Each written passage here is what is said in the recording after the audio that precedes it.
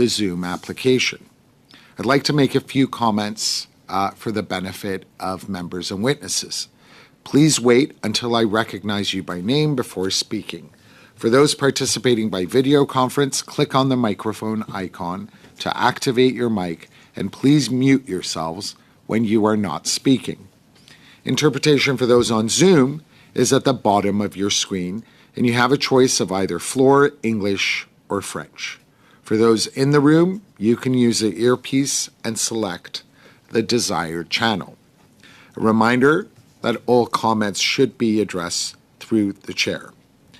Today, we are meeting on the topic of the current situation between Azerbaijan and Armenia. I'd like to welcome the witnesses who will each have 5 minutes for their opening remarks. And of course, when the witnesses are speaking, when you only have 30 seconds remaining, I will put this red sign up so you know that you should be wrapping your comments. You should be wrapping up your remarks. Same goes for questions that may be posed by the members. Now, we're very, very happy to welcome for the first panel today. We have from the Armenian National Committee of Canada, Shaheen Mirakian, who is the co-president. Welcome back, Mr. Mirakian. And we're also grateful to have Ms. Taylin Papazian, lecturer, researcher at Sciences Po in Paris. Mr. Mirakian, you have 5 minutes. Yes, Mr. Bergeron. Oui, alors, Monsieur le Président. Yes, Chair. 3 small points. First of all, you've said that we're going to be looking at the situation between Azerbaijan and Armenia today. Now, I don't want to be too fussy, but I thought we were looking in particular at the question of the Lachin corridor. And secondly, I wanted to make sure that the sound tests have been carried out successfully with our witnesses who are joining us by video conference. And then thirdly, Chair, you'll know that we'd asked for the Foreign Affairs Minister to come to our committee. So could you please give us the most recent developments about the availability of the Minister? Very much, Mr. Bergeron. First issue you was raised, you're absolutely correct. This is pursuant to 1064 that was submitted by you and other members. So it is about Lachin Road. The second question you posed, yes, we did check and we ensured that sound checks were undertaken for everyone who's joining us by Zoom. And thirdly, yes, I was assured by the clerk that an invitation was extended to the minister, but regrettably, given the short notice that was provided, that was not possible. On pourra y revenir, Monsieur. I imagine we can come back to that, but I do hope we will have the opportunity, if we don't hear from the Foreign Affairs Minister, at least from representatives from the Foreign Affairs Ministry on this important issue that we're dealing with today. Thank you, Chair. Mr. Bergeron. So now we will go to our first witness, who is Mr. Mirakian. Mr. Mirakian, thank you for joining us.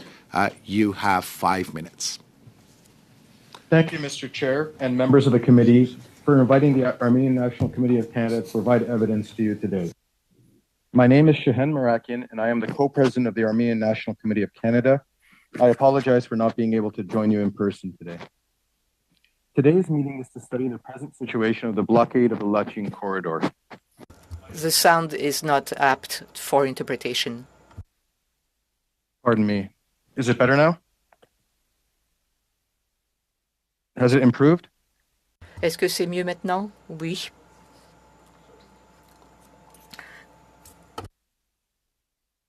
Today's meeting is to study. Que vise la réunion d'aujourd'hui? Of the Lachin corridor. My evidence today will not go into detail about the background and the current circumstances of the blockade of the Goris-Stepanakert highway through the Berdzor-Lachin corridor by groups directed by the Azerbaijani government. Instead, I will discuss the impact of the blockade on the Armenian Canadian community and Canada's role in preventing this ongoing genocide. To fully appreciate the evidence that I am providing, it is necessary to understand that this road through this narrow corridor is the only land connection between the Republic of Armenia and the Nagorno-Karabakh Republic, Artsakh. This highway is used to transport the necessities of life to Artsakh, including food and medical supplies. It is also used to transport patients to better equipped hospitals in Armenia, which is particularly important during the global pandemic. In addition to the Gori-Stepanakert highway, the Lachin corridor contains a pipeline supplying natural gas from Armenia to Artsakh. The connections providing electricity and telecommunications connectivity from Armenia to Artsakh are also in the area of this corridor, though not necessarily directly within its territory. Therefore, in addition to blocking the transport of supplies on the highway, Azerbaijan also has the ability to block the supply of gas and electricity to Artsakh and Artsakh's ability to communicate with the outside world. In the most basic terms, the safety and survival of Artsakh's 120,000 current residents is entirely dependent on the Lachin corridor and surrounding areas remaining free of any disruption to the free movement of people and supplies from and to Armenia. Since December 12, 2022, there has been an almost complete cessation of the movement of traffic on the road and periodic significant disruptions of the supply of gas, electricity, and communications. This has resulted in a humanitarian catastrophe that has had a significant impact on the Armenian Canadian community. Every member of the community has a significant connection to at least one person in Artsakh. These are their relatives and friends who are trapped, starving, and freezing. For our community, this is not some peripheral story about the waning of Russian influence or some philosophical argument about how to enforce international law. For us, we know that despite their defiance and unbreakable spirit, the Azerbaijani blockade is a serious and constant threat to the lives of our acquaintances and the survival of Artsakh's people. This is exactly the kind of situation that requires intervention from the international community, including Canada. For us, the time for patience or debate has long since passed. The issue is long past the need for further study. On December 14, 2022, the Canadian government called on the Azerbaijani authorities to open the road and said that it was following the closure of the corridor closely. I am almost certain the Canadian government completely underestimated the gravity of the situation at that point. The government probably thought that Azerbaijan was just putting some pressure on Armenia. They assumed someone else would take care of it. They believed their concern would be sufficient. At that time, the Armenian Canadian community warned the government about the gravity of the situation. We explained that without actual concrete action from the international community, the Azerbaijani government would never end the blockade. And unless there were real consequences, there would be no end to the Azerbaijani threats to the life of the people of Artsakh and Armenia. Today, we are repeating those concerns, this time backed up by the experience of the past 6 weeks. We call upon the Government of Canada to use its moral standing and considerable international influence to work with our allies to immediately end the Azerbaijani blockade and put in place the necessary conditions to assure the security of the people of Artsakh. Canada must raise this issue in all international bodies where it and Azerbaijan are both members, including the United Nations, the Organization for Security and Cooperation in Europe, and the Parliamentary Assembly of the Council of Europe. Canada must treat this situation as a foreign policy priority. We are confident the Government of Canada will be more receptive, and this time we expect to see tangible steps taken immediately. Thank you. Thank you very much, Mr. Marakian. We now go to Ms. Papazian. Ms. Papazian, you similarly have 5 minutes. Mesdames et messieurs les députés. Ladies and gentlemen, MPs, honourable members of this committee, as Mr. Marakian has just said, there's a corridor of 5 kilometres that the only connection between the enclave of Nagorno-Karabakh and the outside world. And the outside world itself is half enclave because Armenia has 2 borders that are closed out of 4 with Turkey and Azerbaijan. And that has been the case for 30 years. Since its military victory in Karabakh, Azerbaijan is unfortunately in a process of radicalization that's taken place very quickly, and it has 2 aims. First of all, Azerbaijan wants to put an end to what's happening in Nagorno-Karabakh, and instead of believing the autocrat Aliyev. In fact, military operations are taking place on the contact lines in Nagorno-Karabakh, where we have the Russian troops that have been based since the 9th of December 2020, and it's also taking place at the frontier between Armenia and Azerbaijan, and this has taken place in 2021 and 2022, these types of military incursions. And the second aim is to actually break through a second corridor, and that's the official language that's been used by Mr. Aliyev. He wants this corridor to be set up in the south of Armenia, which would allow Azerbaijan to have a land connection between mainland Azerbaijan and the exclave of Nakhchivan, which has the status of an Azerbaijan autonomous republic. Mr. Aliyev wants to establish a corridor that would be equivalent to the Ardachin corridor. However, the situation and the real threats on the Artsakh population are not felt in a similar way by the Nakhchivan Autonomous Republic citizens, and the request to have this extraterritorial corridor that Armenia would cede to Azerbaijan and would be depriving itself of sovereignty over this portion of its land is actually unacceptable for Armenia, and we can come back to that in the question and answer period if you wish. Now, the means that's been used by Azerbaijan is the systematic recourse to ultra-violence, which is exerted by its armed forces, and it's also supported by a big majority of the Azerbaijan population because it's been fed with different phobias for different decades, and they want to deny any human status or ever consider Armenians as potential victims. When it comes to the military side of things, Azerbaijan is much stronger than Armenia. Azerbaijan has invested enormous sums thanks to the oil export revenue to modernize its army and its equipment since 2010, and the main suppliers are well known for the quality of their arms, namely Turkey and Israel. And they've got cutting-edge technology and high quality. And military cooperation is very strong and is very much pursued between the Turkish army and the Azerbaijan army. However, Armenia is having more and more difficulties with Russia. It's an ally, but only an ally on paper. And Armenia has recently refused that military drill exercises be carried out collectively within the Collective Security Treaty Organization. Has refused to have these military exercises on its land, and the last delivery of equipment from Russia to Armenia dates back to 2019. And the Prime Minister has said that there's been great pressure exerted on Russia by Armenia to open up this famous Nakhchivan corridor as a possible request for attaching Armenia to Belarus and Russia. And now a final point. Armenia is suffering from international isolation, so it's at the mercy of the hungry appetite of its neighbour. Azerbaijan has important international partners. It has important trade partners because of its oil and gas production. It also has accomplices. And if you listen to the Belarus autocrat Lukashenko saying to the Armenian Prime Minister at the end of October 2022, Aliyev is our man.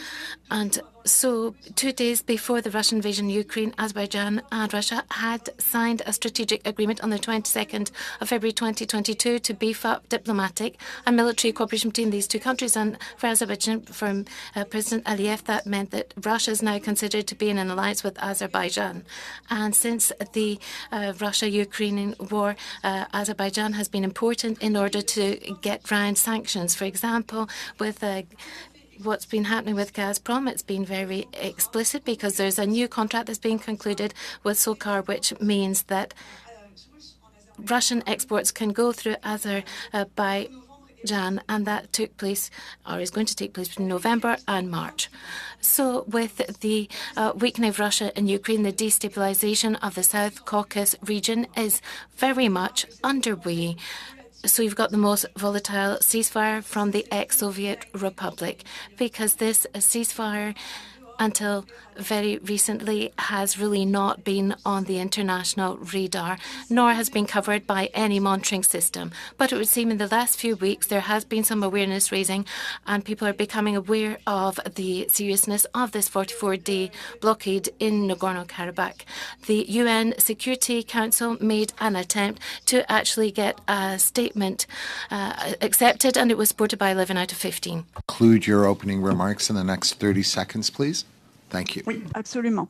I'm afraid the interpreter doesn't have any of the notes, and it's very fast. So in terms of the statement, we have seen the U.S. Senate Committee and the UN Secretary of State has been calling for the reopening of reopening of the corridor, and there's two options that are being explored. First of all, to replace the Russian peacekeeping troops by another different type of peacekeeping force, and secondly, to open up an airlift. If no one acts, the blockade will continue, or in fact, it might end up just with more coffins due to Azerbaijan's action. Point of order, please. It was almost impossible to listen in French or English. Does the witness have any notes? For this type of statement, it was almost impossible for me to follow in French or in English. I changed between the two, but it was very, very fast. Alors, j'ai un brouillon de notes. I have some rough notes that I could send to you after the meeting, if, of course, it was difficult to follow. We'll see. I tried my best.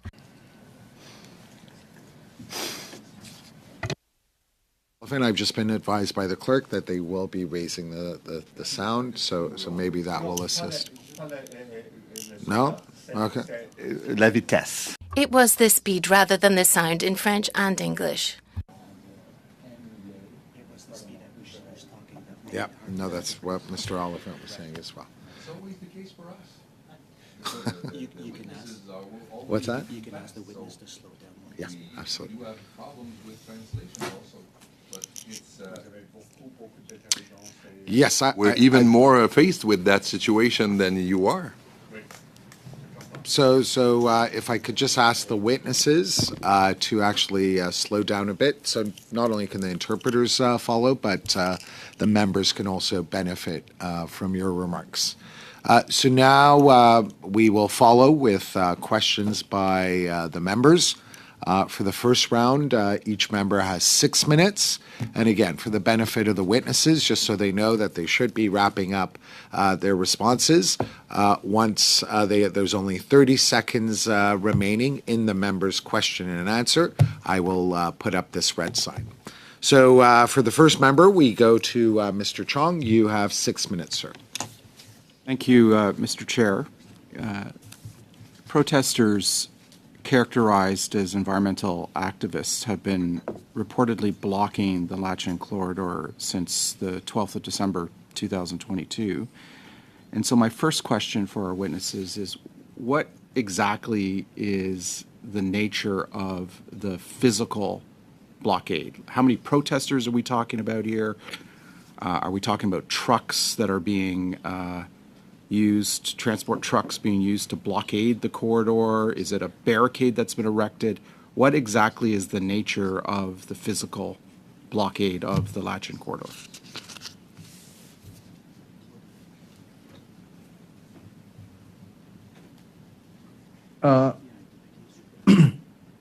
Mr. Chong, if I could suggest that question would probably be better put to the people on the next panel, who are both present and much more familiar with exactly what's happening. I appreciate that. Thank you.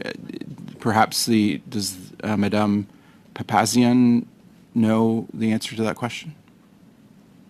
If not, that's fine. I have other questions too. So. Well, we have glimpses of what is going on from the media, but I would say, like Mr. Mirakian, that people who are really physically present close to the Lachin corridor would answer so much better. I appreciate that, your candor on that.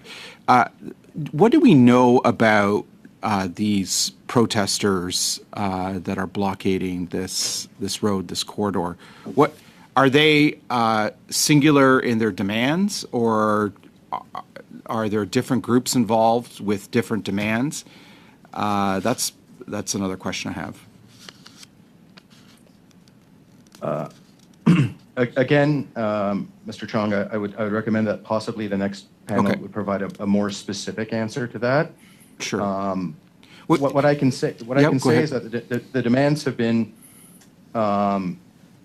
began being very singular when this first began, but have evolved over time to encompass a longer list of grievances. And so what at one time may have been about a very specific issue has since evolved to be about a variety of issues. And so you often hear things like, well, we need to have inspection of metals extraction in Artsakh by Azerbaijani natural resources officials.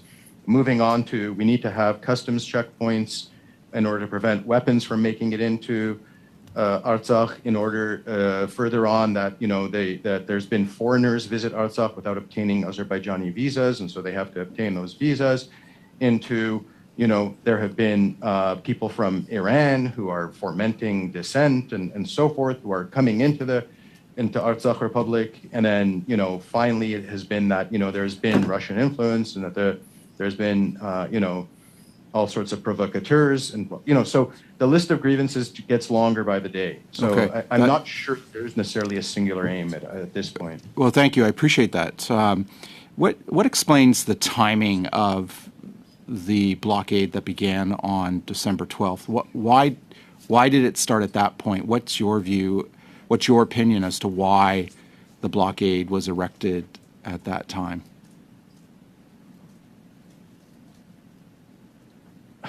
I can give a very personal opinion, and I don't know that that necessarily matches what everybody else thinks. And so my only view is that on December 2nd, 2022, there was a very temporary blockade of about, let's say 12 to 24 hours, and the Russian peacekeepers made concessions to remove that blockade.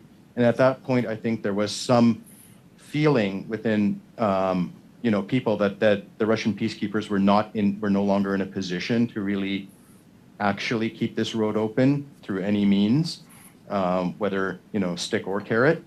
And so I think at that point there was much more of a decision that this could be done. Okay. Yeah.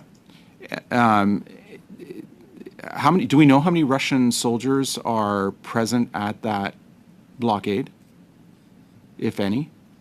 The entire Russian peacekeeping contingent was agreed upon in the November 9, 2020 statement among Russia, Armenia, and Azerbaijan to be 2,000 people, 2,000 soldiers. But that's along the entire border, is it not? That's along the entire line of contact, yeah, and the other area. But I mean, what the exact tactical deployment is of Russian peacekeepers as amongst themselves, I'm not sure anybody knows. Because I just asking because you suggested that the December 2nd blockade, in the December 2nd temporary blockade, that Russian soldiers were overwhelmed by the people doing the blockade, which gave them the impetus to then establish a more permanent blockade that we've now seen go on for over a month. That's why I'm asking the question. No, I don't think they were numerically overwhelmed, right? It was a matter of what is the natural response to that? Is it that now you come out guns blazing, or is there someone you can call and say remove it? And so I think they were overwhelmed strategically at that point in time, or tactically, however you want to describe that action. And once there was a realization that there was a tactical advantage here, then anyone would take advantage of it.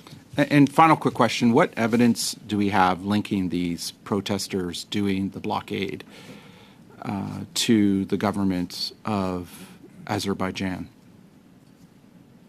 Again, the next panel will probably have much more concrete evidence. I should just say that in general, all forms of civil society action in Azerbaijan tend to be tightly controlled. You don't spontaneously get protests in the country. And this isn't me saying this. This is like Freedom House and Human Rights Watch and so on about the level of control exercised by the government. So the expectation is that if this form of dissent is allowed, or if this form of protest is allowed, then somehow the government has at least approved of it. Thank you very much. Thank you, Mr. Chong. We now go to Mr. Oliphant. You have 6 minutes, Mr. Oliphant. Chair, and my questions are shockingly similar to Mr. Chong's. I have four areas I wanted to look at. One is the nature of the blockade. The second is the effect of the blockade. The third is the role of Russia on the road. The fourth is the role of Azerbaijan as a government. And the fifth one would be, how do you get your information? Because you say things with such certainty that I'm just trying to understand if there is a lack of telecommunication, if there's a lack of connectivity, where are you getting your information? With respect to the nature of the blockade, I think you've said you're not really able to describe it to us. I have seen the news reports. But with respect to the effect of the blockade, I'd like to get into that a little bit. This area of Azerbaijan is not an island. There is a road out, the Lachen Road, out to Armenia, but there are also connectivity between other parts of Azerbaijan and that. Even with respect to that, both the governments of Armenia and Azerbaijan have said that there are supply trucks coming in from the International Committee of the Red Cross, and that there have been people who have been ill who have been taken out of the region and across the road into Armenia. Are those governments wrong? And what is your evidence that is saying that the blockade is actually affecting what you're saying it's affecting? Mr. Oliphant, I'm going to take all kinds of umbrage with what you just said. First of all, I don't consider this to be part of Azerbaijan, and so there's not other parts of Azerbaijan to which it connects. You've sort of already decided the final status of the area and then asked me to reply to it. So that's sort of a loaded question. That's the first point. The second point is, if I were to say to you that, Mr. Oliphant, you can only get deliveries of, food once a week, and I decide what they are, you would say, well, that's not any way to be living in my house. I'd prefer to be able to get deliveries whenever I want. I have the right to you may not have a legal right to it, but you certainly have a moral right to that. So if we're saying that the entire 120,000 population in this area is dependent upon humanitarian relief by the International Red Cross, it has to be negotiated with both these blockaders and the Russian peacekeepers, and only from time to time, and the amount of humanitarian supplies coming through is barely sufficient to maintain a minimum number of calories amongst the people who live here, including 30,000 children, I think you can say this is a blockade.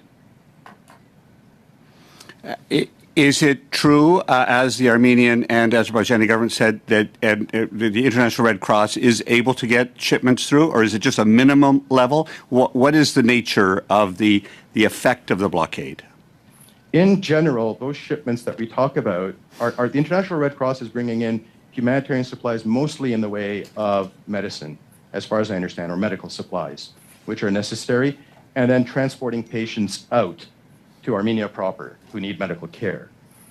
The food supplies that are coming in are mostly being brought in by the Russian peacekeeping contingent, as far as I understand. And so some of those food supplies are obviously to feed their own people on the ground, and then some of those food supplies, the additional amount, can go towards feeding other people. But again, we're talking about somewhere where you had 400 tons of traffic going through, most of it being food supplies, to a situation in which there's none. And so again, I'm just like, I'm just wondering, do you think that this is sort of a Potemkin village of empty markets so that the Armenians can somehow get sympathy? Or are there people actually hungry there?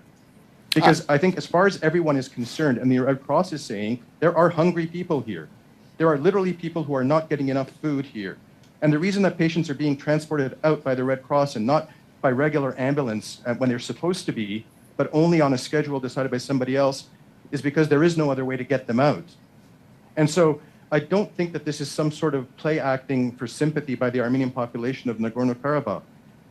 There's an actual need for food, there's an actual need for medical care, there's an actual need for medical supplies, which is maybe being met at a minimal level that you'd find unacceptable in Canada far before it got to this level. What I am simply asking is, and I'm not saying there's any other ulterior motive for my questioning, it is simply what is the state of play in the region? What is the state of nutrition? What is the state of supplies?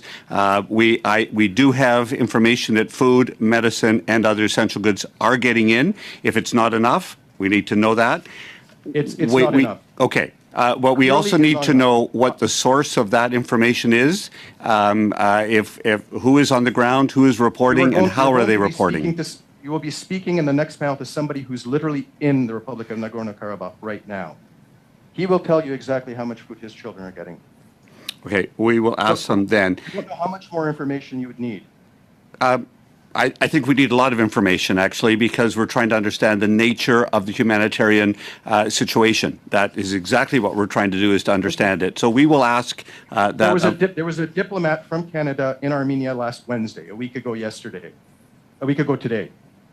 Did he go there to get this information that you're so desperately wanting? Point of order, Mr. Chair, please. Yes, Dr. Fry. No, but I'm wondering. Point of order, please, Mr. Chair. Yes, Dr. Fry, please proceed. Thank you. I would like to see a little bit more civility in the way that the witness is responding to the member of parliament who is asking him questions. And I also think it would be respectful for him to let Mr. Oliphant finish his question before he cuts in. I would also like to hear from the other witness. Thank you. I'm not sure that's a point of order to hear from the other witness. Mr. Mirakian, you have to wait till you're recognized by the chair. So if I could remind... I'd like to rise on a point of order then. Mr. Mirakian, you are not, you do not have the right to a point of order, Mr. Mirakian. The members do. Really? Rude man. Do I have a right to a response?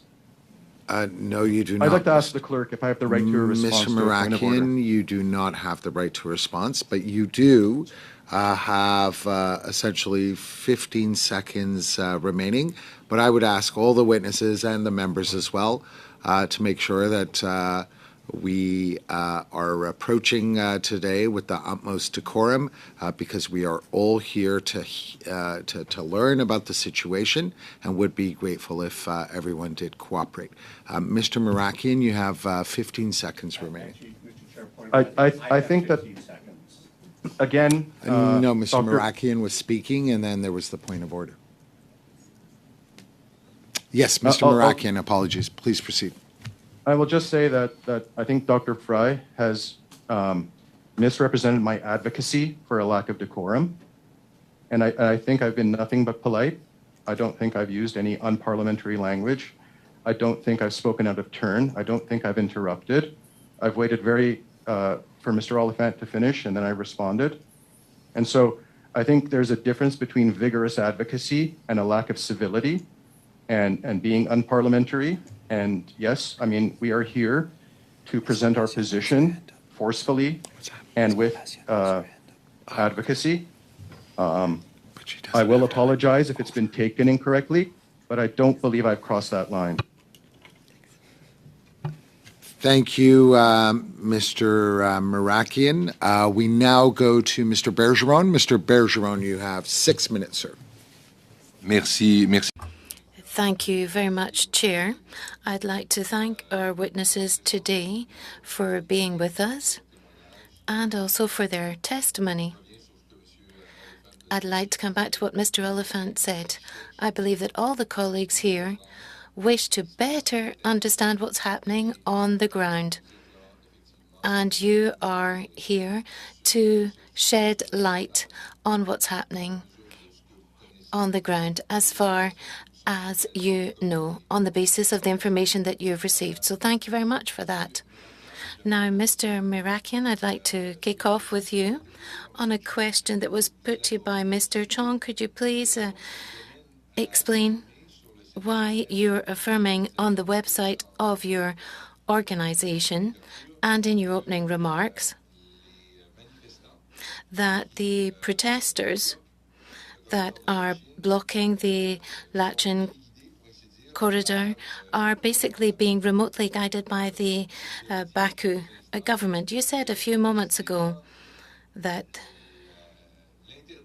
considering the ban to protest in general in this country, the fact that the government is actually allowing for this protest to take place in the Lachin corridor actually would indicate that this is actually an action that's being directed from Baku. So what is the element that's allowing you to make that affirmation?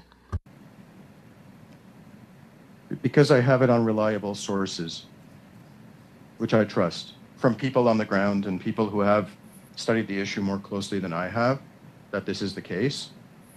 I should say that the European Union and the United States, when discussing the issue, have always said that these people were directed. So I believe that people who have intelligence on the ground, including Western allies of Canada, have already come to this conclusion. So for me to come to a different conclusion would mean that I didn't trust the intelligence of our allies. Je vous remercie. Thank you very much for your answer. And I'd also like to come back to a question that was put to you by Mr. Oliphant. I understand that the way in which he worded it may have offended you, so I'll try and reword it. I believe that what Mr. Oliphant was seeking to discover, and I hope that I'm not badly interpreting his intentions, but basically he was trying to see whether over and above the Lachin corridor there are other roads that are working that link the Nagorno-Karabakh with Azerbaijan, and would these other roads allow for food and medicine to come in, or are these other roads all also blocked?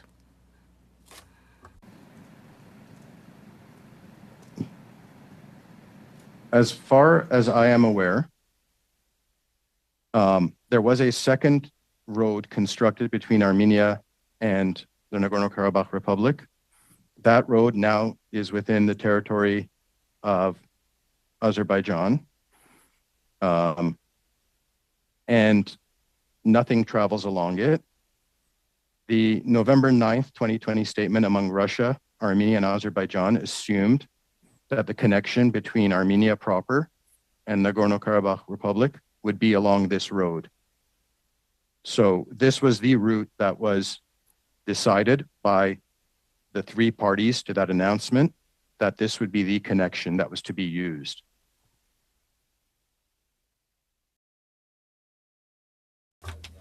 Could we please? So thank you very much for your very enlightening presentation. You were victim, so to speak, of a situation that we often experience, especially French-speaking members of committees, namely a witness that speaks very quickly because you've got lots of relevant points to make in a very short period of time, and they have to be interpreted as far as is possible by our brave interpreters, and MP Bergeron kindly thanks the interpreters for the work. So thank you very much for your presentation. I would look forward to receiving your written notes as well, because the last few elements that you were raising in your intervention, I think, were extremely relevant, and it's a pity that if we couldn't have access to these final comments. That means that Mr. Oliphant would then be able to see the whole of your presentation, and all of us then would be able to see your concluding points. So I have a simple question for a political observer such as yourself. Why do you think that Russia is not able to ensure that this corridor is reopened? Well, are you putting this question to me? Because I didn't quite hear you at the very start. Are you putting this question to me? Oh, that's a real pity, because I was specifically talking to you and saying that you were a victim of something that often happens here, in particular for French-speaking members of the committee, when witnesses have got so many relevant points to make in a very short period of time. So they tend to speak quickly, and that does make it a bit more complicated for interpretation purposes. So our interpreters do a great job. Well, you will understand, Chair, that I'm just repeating what I said at the outset because Dr. Papazian didn't hear my opening comments. There was a technical point, so I'm calling upon your indulgence, please. If you could kindly respond in 30 seconds or less. Thank you. Well, there's two possible general scenarios to explain the fact that Russia and the Russian peacekeeping forces that are present on the line of contact between the Nagorno-Karabakh region, the rest of Azerbaijan, are not intervening. The first hypothesis is because they're not capable of doing this, because Russia is very much busy losing territory in Ukraine and getting bogged down in the war in Ukraine, and does not want to and cannot open up a second front, so to speak. And the second hypothesis is that Russia does not want to do this because Russia today has certain interests that very much match up with Azerbaijan's interests. These are economic in nature. As I said, Azerbaijan is one of the countries that's allowing Russia to actually alleviate the financial burden of international sanctions, in particular with the distribution of Russian oil, which goes to Azerbaijan and then comes into Europe. And the second point here is that once again, the matching of objectives between Azerbaijan and Russia to exert a maximum amount of pressure on Armenia to allow it to make concessions, which would relate to Nagorno-Karabakh, and also related to this future corridor that Azerbaijan is asking for that would go through the south of Armenia and would link Azerbaijan to Nakhchivan Autonomous Republic. Thank you. So we now go to the next member, Ms. McPherson. You have 6 minutes. Thank you very much, Mr. Chair, and thank you to our witnesses for being here today. I know this is a very emotional time. I know that all the members of this committee are trying very hard to get more information and get better understanding. So thank you for being here and sharing your perspectives. And I am looking forward to the next panel to get more information from what is happening directly on the ground. I think I'll start with you, if I could, Mrs. Papazian. One of the things that we have, the role that we have as parliamentarians, as members of this committee, is to hear witnesses, hear testimony, and then provide recommendations to the Parliament. And I'm just wondering, from your perspective, what are the opportunities for peace building between Armenia and Azerbaijan right now? Are there any openings available at the community level? Does the United Nations have an important role? I know that has not moved forward within the Security Council to date, but I'm wondering if you could comment on what your recommendations would be for the next steps for this. En tant que député. Well, as an MP, I would recommend that you exercise the political diplomacy that you can do with relationships with other countries that are still rather reserved about the need to lift this blockade. For example, the UK, Albania, the United Arab Emirates, that were warmly thanked by Azerbaijan after the UN Security Council meeting, because these countries supported Azerbaijan and, of course, Russia. So parliamentary diplomacy with Russia is not possible at the moment, but it is possible with UK. There, Canada has a real role to play, and that would be a very precious role to play, to be able to allow for possible shuttling of information and go beyond mere statements and actually take action, because that can save lives today. Let me unmute. Thank you very much for that. And I guess when we look at that role that Canada can play, I guess my next question for you is, lifting the blockade and calling for our allies to do that is important. We do have tools within the United Nations where we can do that. The Security Council met on December 20th, but to date, they've not released a statement or voted on a resolution. Do you think that there's more work the United Nations will be doing and can do going forward? Well, I think that a resolution is a real must, which could establish an airlift to actually give food to people in Artsakh Republic, and to also ask for a reworking of the peacekeeping forces. If it was possible to do this in a subtle way, that would be a good thing, so that the lives of the population on the spot would not be further endangered, because we have to coordinate with the Russian peacekeeping forces that are still on the ground, but visibly they do not want to, or they are not able to do the job that they were sent to do. Thank you very much. And thank you for your testimony, Ms. Papazian. Mr. Mirakian, I have a few questions for you as well. Of course, as an Armenian Canadian, I know that the challenges that you're facing, or the emotions that you're feeling, must be very, very, very difficult. I'm wondering if you could share with this committee what Armenian Canadians are feeling right now. What are they saying to you? And I know you talked a little bit about the role of the Canadian government. I know we did hear from your colleague about things that she recommends for the Canadian government, but I'd like your perspective on that as well, please. So I should say, there's two perspectives here. One is the purely emotional, in the sense that this is your acquaintance, your family member, someone, you've met, you've visited, who's visited you, that you know very well. And they're going through an extremely difficult time, and they're having real problems, right? Electricity is cut off. It's very cold. There's no gas. There's not enough food. The schools are now closed because there's not enough electricity or food to allow for it. People are not going to work anymore. Economically, the situation is getting more and more dire. And so we obviously feel that on our skin. That's only natural. But I think at a deeper level, we also realize that, there has been, at some level, a derogation of the duty of the international community to, care for these people. And maybe we feel like we're not a priority, that we're not important, that we've been forgotten, and that,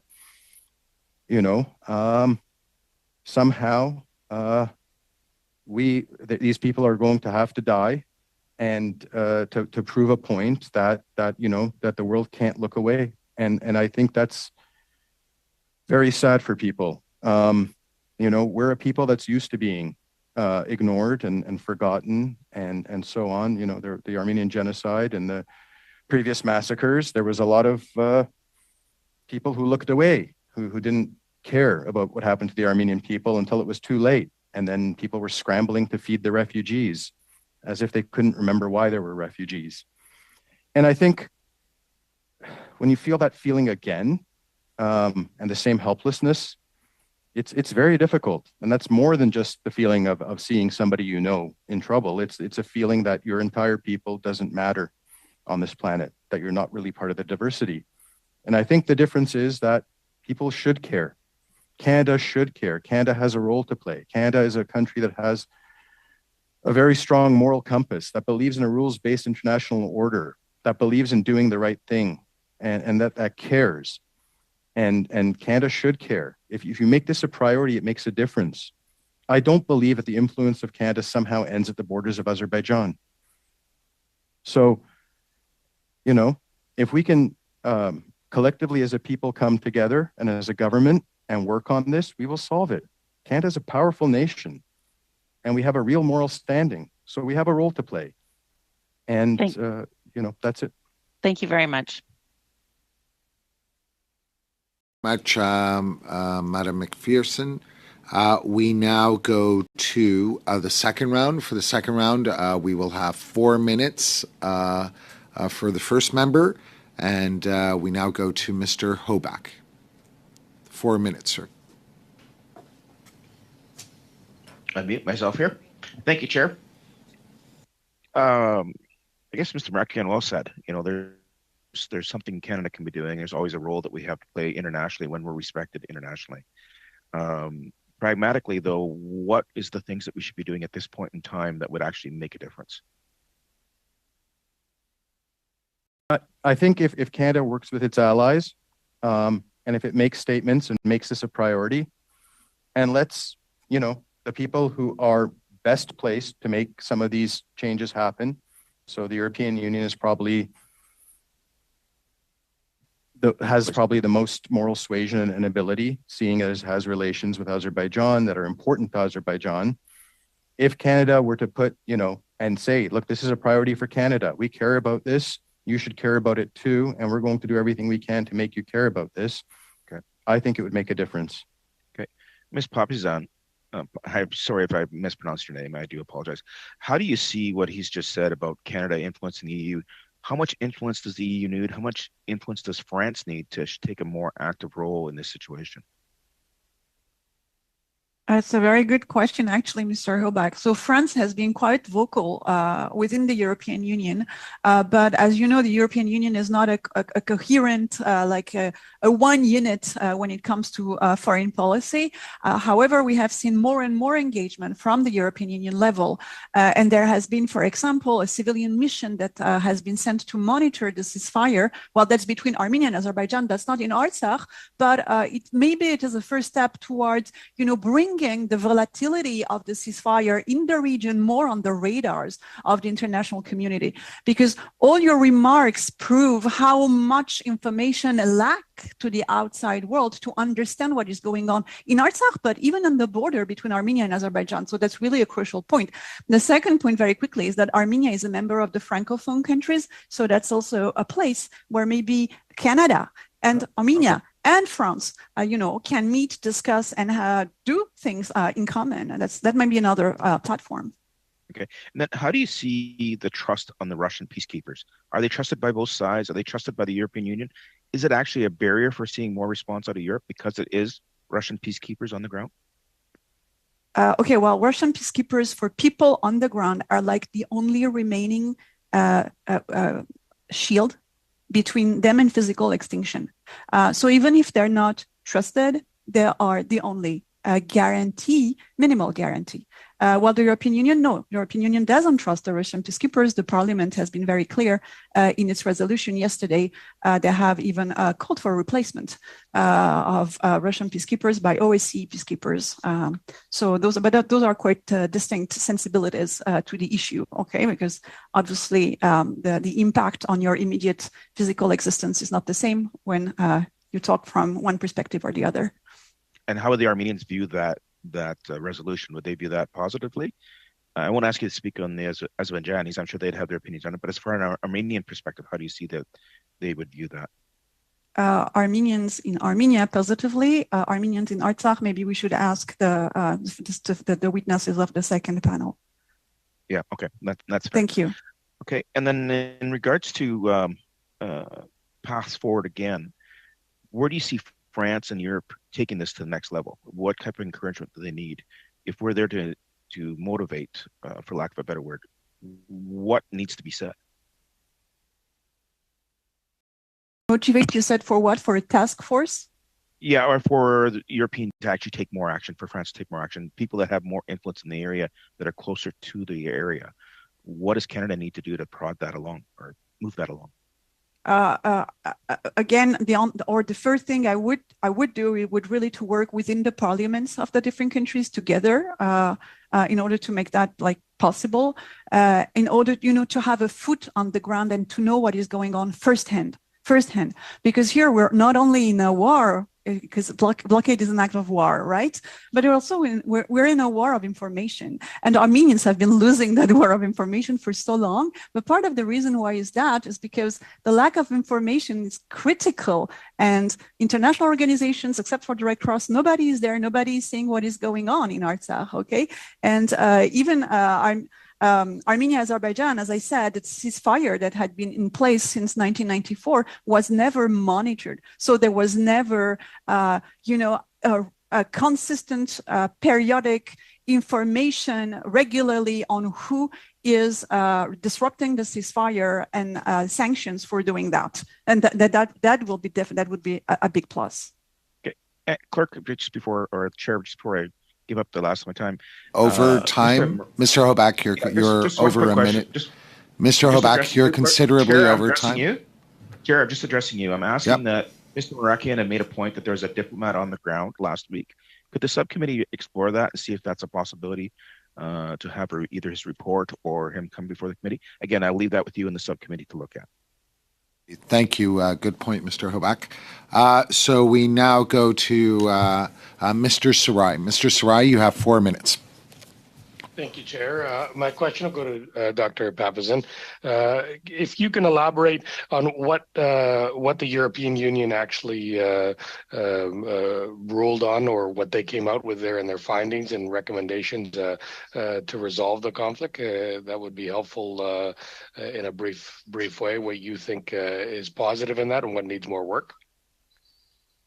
Well, the European Union has not made public the results of the first civilian monitoring mission that was put in place between October 2022 and December 2022. There will be a second one, but so far I haven't had access to the reports and the recommendations that were made. So we're looking forward to that. Again, but that concerns Armenia and Azerbaijan. That doesn't concern the line of contact in Artsakh. Okay, so those are two different issues. The European Union is not directly involved in any settlement regarding Nagorno-Karabakh per se. No, they're not. They're not involved in any of that resolution or. They're involved in resolutions calling for the lifting of the blockade, and now the parliament is involved in resolution calling for I'm quoting. Considers the replacement with OSCE international peacekeepers under a UN mandate should be negotiated urgently. That's from yesterday or the day before. But that's all very new. I mean, it's underway currently, so I cannot be more specific.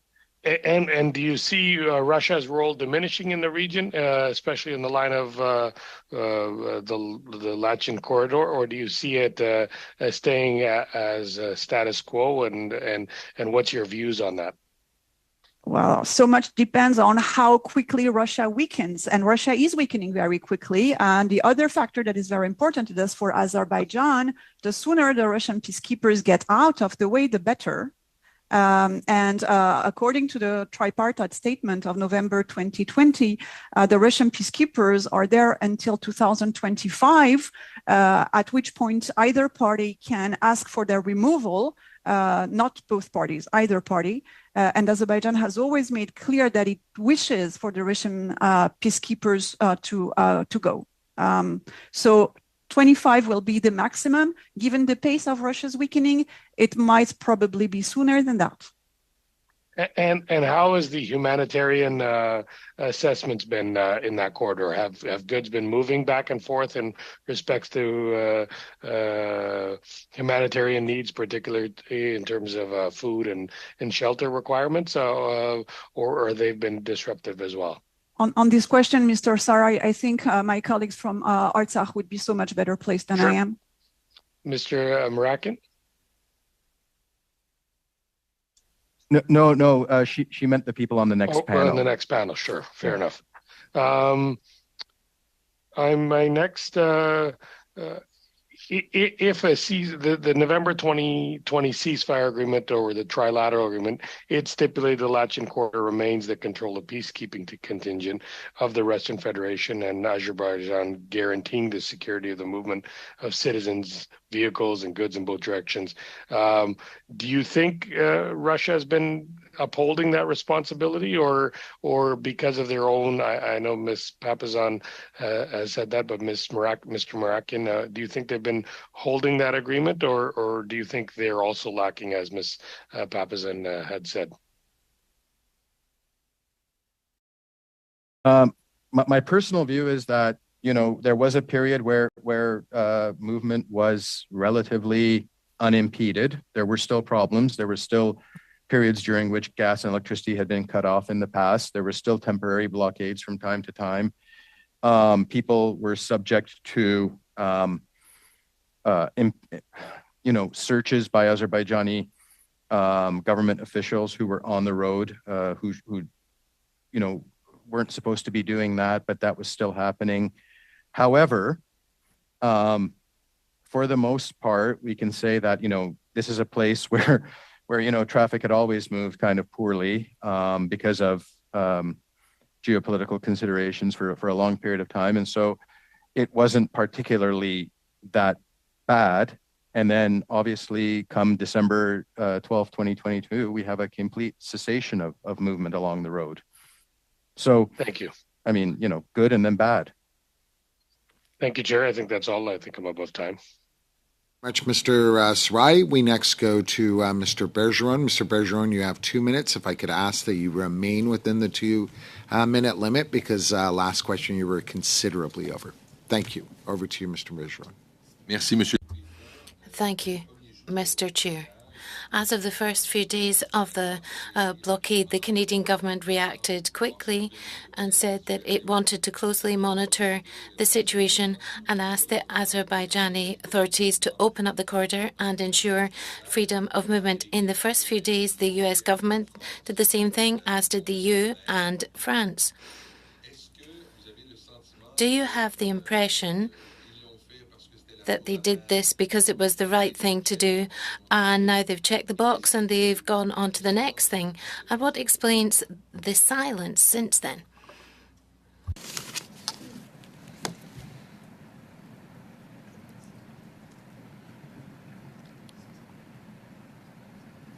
Sorry, was that question to me or? Pour celui ou celle. For whichever person would like to answer it.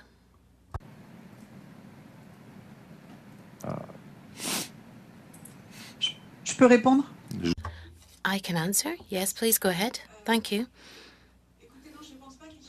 Well, I don't think they've moved on to something else. Quite the contrary. I think that gradually, since November 2020, in particular since September 2022, where Azerbaijan said there was going to be a big offensive against Armenia. It only lasted for 3 days, but during this offensive, Azerbaijan took up strategic positions on the Armenian territory, several tens of square kilometers. So I think that that event gradually sunk in amongst the international community and have shown the behavior and the way that Azerbaijan is going to resolve its conflicts with its neighbour. Instead of diplomacy, it's always going to take military recourse. There was the 44-day war that really remained below the radar. People were too busy with the pandemic, but quite the contrary now. I think something's opening up, and we need to continue to work on this to have more awareness raising in the world about what's actually happening in the Artsakh region, where people have lived, in fact, in this region for hundreds of years, and perhaps they're going to be pushed out, forced to leave, or die. Now we go to our last question. Madam McPherson, you have 2 minutes. Thank you very much, Mr. Chair, and thank you to the witnesses for providing this information for us today. It has been very helpful for us to get a better understanding of what is happening in the corridor. I want to follow up on some of my colleagues' questions on the impact or the role that Russia is playing in this conflict, and you know, we've talked a little bit about how obviously Russia is very, very occupied in Ukraine right now with their illegal invasion of Ukraine. And I'm wondering, as we know that they are there, they have an important role to play as peacekeepers. They're currently being described within the media as occupiers, within the Azerbaijani media as occupiers. I'm just wondering if both of you could comment briefly on what impact you feel that Russia's invasion of Ukraine has had on its peacekeeping role in the Nagorno-Karabakh region and Lachlan Corridor region specifically. Well, I mean, obviously, as we've heard, you know, there's been a waning of Russian influence beyond its own borders in you know a large part of the world, whether it's here or in Syria or whatever, and so. Obviously, they have less ability to project force or less desire to project force and more need for allies and to keep people happy and things of this sort. Obviously, I mean, it's very hard to look at the Russians as occupiers when there was a trilateral statement made in which they had agreed to have Russian peacekeepers there. I should also add that, you know, as part of that trilateral statement, there was an agreement to have a peacekeeping monitoring center that had Turkish troops in it. And I don't see the Azerbaijanis referring to those Turkish troops who are at that monitoring center, again, far away from the line of contact, but still there, as occupiers of Azerbaijan either, right? Obviously, there's some, you know, moral judgment being made as to what the role of the Russians is and what they're doing there. And obviously, you know, if you can portray the Russians as the bad, not that they need any help, right? But they're, you know, if you portray them as the bad guys and somehow, you know, for your consumption that they're occupiers, they're hoping to get a better result for what they're doing. Thank you. I think there's part of that happening. Ms. Papazian, anything very, very quickly? I'm sorry I haven't left you with much time. No, that's not a problem. Well, the Russian peacekeepers have always had a major problem is that they don't have a mandate. Actually, Azerbaijan has always refused to sign a mandate. So there is the declaration, they have signed the declaration providing for the peacekeepers, but there is no mandate. So the Russian peacekeepers don't really know what they can really do, what they cannot do. Well, since the war in Ukraine, the question is in a way less relevant because Azerbaijan has become so much more important than even the issue in Artsakh or the relations with Armenia. Crimea, that the Russian peacekeepers have less incentive and less capability to really intervene and like sort of go beyond the mandate that they don't have in order to protect the lives of people. We know what value human life has for Russia. So thank you. Yeah. Thank you. Thank you very much, Ms. Before we switch to the next panel. Thank you. Before we switch to the next panel. Thank you.